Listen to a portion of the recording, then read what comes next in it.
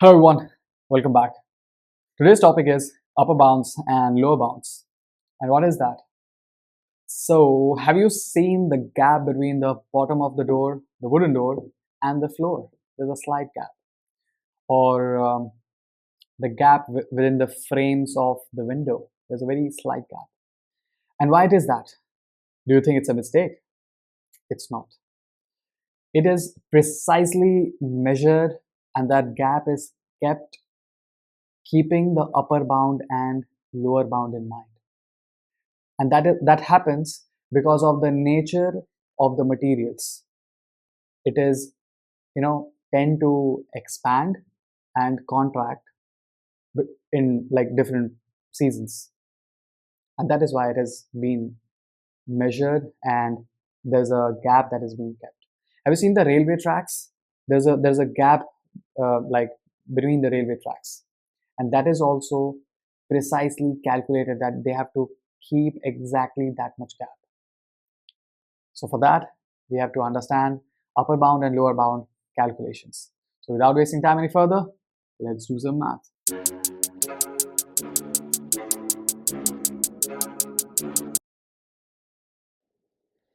So first, in this video, we'll try to understand how the upper bound and lower bound calculations are actually calculated.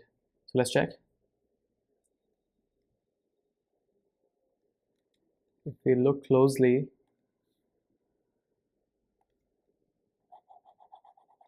bounds. So upper bounds and lower bounds, we can write it in inequality if we have to write it. Lower bound lesser than equals to x lesser than upper bound.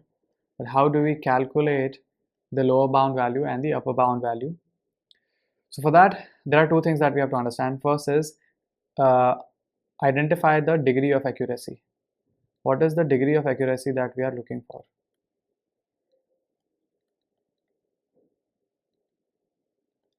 Second, calculation. So if you have to find the lower bound value, you will subtract a factor, and that factor you have to basically a number, and that number you have to calculate using the degree of accuracy, and that is being calculated like this: half the degree of accuracy, half multiplied by degree of accuracy. Whatever the degree of accuracy is, you half that and you subtract. Let's say this value is, for example, p. So to find the lower bound, you just do x minus p, you will get the lower bound. To find the upper bound, you do x plus p and you will get the upper bound of that calculation. As simple as that. We'll see that further. So let's try to solve a few questions to check how to find the upper bound and lower bound calculations. Starting from question number 1, it says the length of a line is 63 centimeters. So let's say we are considering this as x. The length is 63 centimeters. Correct to the nearest centimeter. So in this case, the degree of accuracy is given to us, that is nearest centimeter. Let's say I'm writing degree of accuracy as DOA, which is nearest centimeter. The nearest centimeter possible is always 1 centimeter. And we have to find the number that we will use to find the lower bound and the upper bound. But in this case, let me check what is asked. It says write down the least and the greatest possible length of the line. That means least means lower bound, greatest means upper bound. So first we'll do half the degree of accuracy, half the DOA, that is half multiplied by 1 centimeter, which is 0.5 centimeter. We'll use this 0.5 centimeter to find the lower bound, that is 63 minus 0.5 centimeter, which is going to be 62.5 centimeter. That's the least value possible. And upper bound, that is 63 plus 0.5, which is going to be 63.5 centimeters. And that is the greatest possible length of the line. And this is how we calculate the lower bound and the upper bound of a given length or any certain other quantity if we have to find. So 62.5 is the lower bound, 63.5 is the upper bound. In case if you have to write it in terms of inequality, then we'll write it as 62.5 less than equals to the length, let's say that we have taken x, lesser than 63.5, and this will be the answer. But in this case, we just have to write this and this. With this, let's move on to the next question. And by any chance, if you don't have the pen and paper with you, and if this is relevant to you, please bring a pen and paper and try to solve the question along. And that's how it will be helpful to you as well. Let's try question number 2. It says a field is in the shape of rectangle. So there is a rectangular shaped field. It says the length of the field is 340. This is the 340 meter length. Correct to the nearest meter. The width is 117. Correct to the nearest meter. That means the degree of accuracy is nearest meter, which is 1 meter. Calculate the upper bound of the perimeter of the field. So to find the upper bound of the perimeter of the field, we will use the upper bound of the length and the upper bound of the width. So first of all, what is the degree of accuracy? Degree of accuracy is nearest meter. Nearest meter possible is 1 meter. So half the degree of accuracy DOA is going to be half into 1, which is 0.5 meters. Now we have to find the perimeter. We know that perimeter formula for the rectangle is 2 times L plus B. But in this case, they are not just asking the perimeter of the field, they are also asking us to find the upper bound for the perimeter of the field. So the upper bound of the perimeter of the field will be equals to 2 times upper bound of the length plus upper bound of the width, or B in this case, because we have written B here. So now that means we have to find the upper bound of the length and upper bound of the width. So how can we find that? We will add 0.5 in both the cases. So upper bound of L is going to be 340 plus 0.5, which is going to be 340.5 meters. And lower bound, upper bound of the width is going to be 117 plus 0.5, that is 117.5 meters. Now we'll use both of these values in this formula to find the upper bound of the perimeter. So I'm doing this here now. Upper bound of the perimeter is going to be 2 times 340.5 plus 117.5, and that is going to be 2 times 340.5 plus 117.5, bracket close. Answer is 916 centimeters, not centimeter, it's nearest meter, so meters. This is the answer. Let's move on to the next question. I hope this is clear to everyone. Let's check this question. You can also pause the video and try the question and then come back again and check the answer. Question number 3. It says the sides of an equilateral triangle are 9.4 centimeter. Correct to the nearest millimeter. Work out the upper bound of the perimeter of the triangle. Upper bound of the perimeter of the triangle. So this question looks exactly similar to the previous one. In the last case, they had asked us to find the upper bound of the perimeter of the rectangle. In this case, we have to find the upper bound of the perimeter of the triangle. But there's something slightly different. It says equilateral triangle length is 9.4 centimeter, but the correction, it says correct up to the nearest millimeter.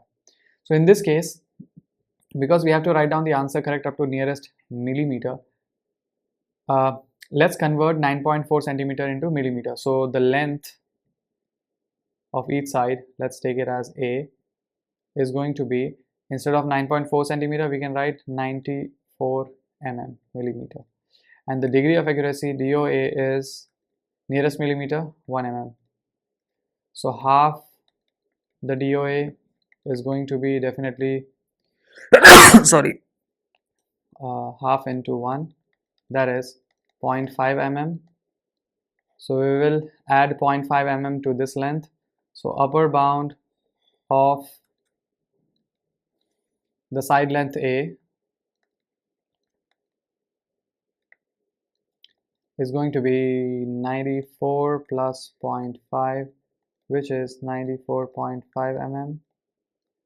And now we have to find the upper bound of the perimeter of the triangle. So upper bound of the perimeter of the triangle, or I would write just perimeter, that is equals to, perimeter of a triangle is 3 times the side length. So 3 times upper bound of the side length. So that is going to be 3 times 94.5, and let's do this. So 3 times 94.5, and the answer is 283.5, 283.5, this much mm. That's the final answer. I hope this is clear to everyone. By any chance, if you have any doubts, or if you feel like you want to understand something, you can surely write down the comments and I'll definitely get back to you. Let's move on to question number 4 now. Question number 4, it says V is equals to IR. In an experiment, I and R both are measured correct up to 1 decimal place. So 1 decimal place is the degree of accuracy. In this case, it says when I is this much, R is this much, find the lower bound of V. So lower bound of V, if we have to find, and we are going to multiply these values. So lower bound of V is going to be actually lower bound of I multiplied by lower bound of R, so that we get the least output, because we have to find the lower bound of V. Now DOA, degree of accuracy, is 1 decimal place. Now we know that 1 decimal place number is 0.1. The smallest 1 decimal place, or the nearest 1 decimal place number, is 0.1. So half the degree of accuracy, 0.1, is going to be 0.05, right? And then to find the lower bound of I will be 4 minus 0.05, 4 minus 0.05, and lower bound of R is going to be 2.7 minus 0.05. So let's write this down.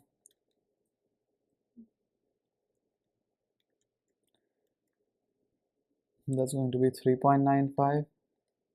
This is going to be 2.65. And now you have to find the lower bound of V.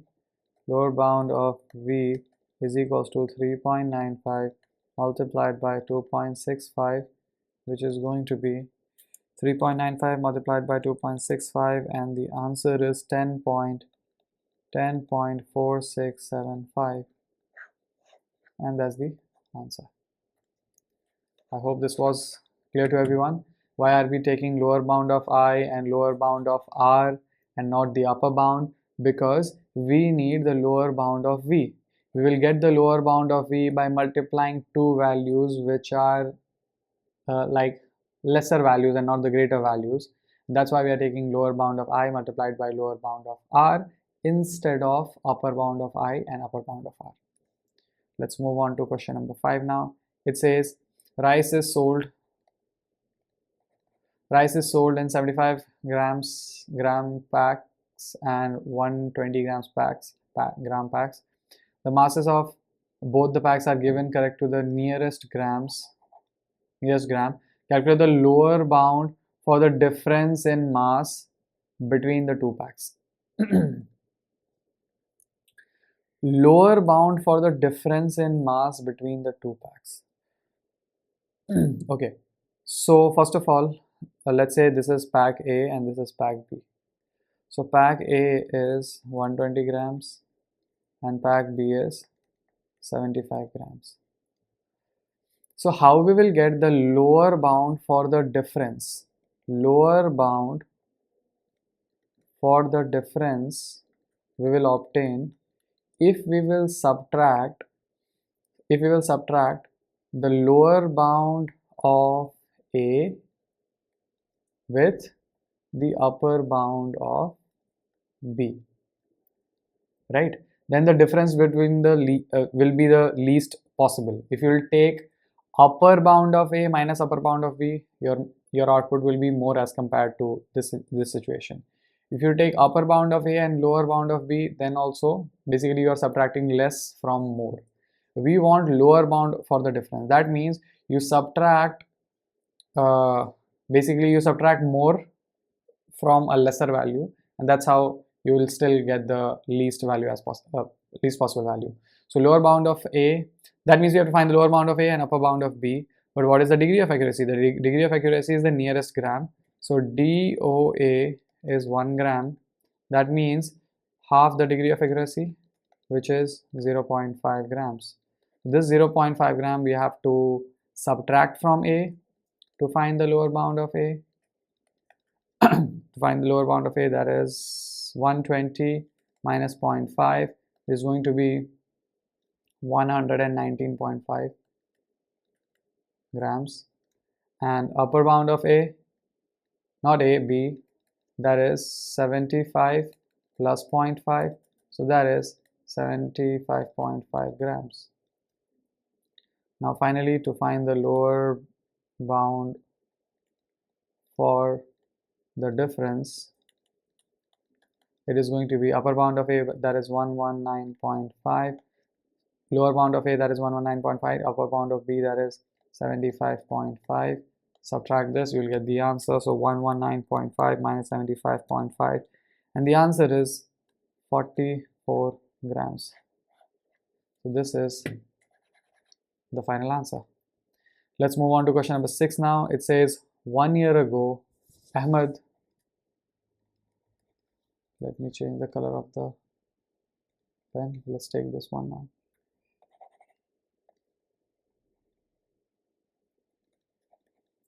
It says 1 year ago, Ahmed's height was 114 centimeter. Today his height is 125 centimeter. Both measurements are correct to the nearest centimeter. That means degree of accuracy is DAO is 1 centimeter, and half the degree of accuracy is going to be 0.5 centimeter. It says work out the upper bound for the increase in Ahmed's height. Upper bound for the increase in Ahmed's height. We know that the increase is 125 minus 114. But we have to find the upper bound for the increase. So upper bound for the increase can be calculated like this. Upper bound of 125 minus lower bound of 114. So if you'll do this, so first let's find the upper bound of 125. So upper bound of 125 will actually be 125 plus 0.5, that is 125.5 centimeters. And lower bound of 114 is going to be 114 minus 0.5, that is 113.5 centimeters. So finally, the upper bound for the increase is going to be upper bound of 125, that is 125.5, minus lower bound of 114, that is 113.5. Subtract this and we'll get the answer. So 125.5 minus 113.5, and the answer is 12 centimeters. So that's the answer. Let's move on to question number 7, the last question. It says length L meters of a football pitch is 96 meters. So length is 96 meters. Correct to the nearest meter. Correct to the nearest meter. That means the degree of accuracy is given to us, DOA, which is 1 meter. Half the degree of accuracy is going to be 0.5 meters. It says complete the statement about the length of this football pitch. The statement is this. So basically here we write lower bound and here we write upper bound. Lower bound lesser than equals to x, lesser than upper bound, like this. So let's try to find out these values. What's the lower bound of 96? So lower bound is going to be 96 minus 0.5, which is going to be 95.5, and upper bound is going to be 96 plus 0.5, so that is 96.5. So this is going to be 95.5 meters less than equals to L lesser than 96.5 meters, and that's the answer. With this, we are done with the worksheet, but we do have a challenge question. I want you guys to try this question and write your answers in the comment section. If you have reached till here, do try this question and please write it in the comment section, so we'll see how many of us gets the correct answer. By any chance, if you have any doubts, do write it in the comment section and I'll get back to you. With this, we are done with the video, and if this is helpful to you, please do subscribe the channel, share it with your friends. That's all from my end. Bye everyone.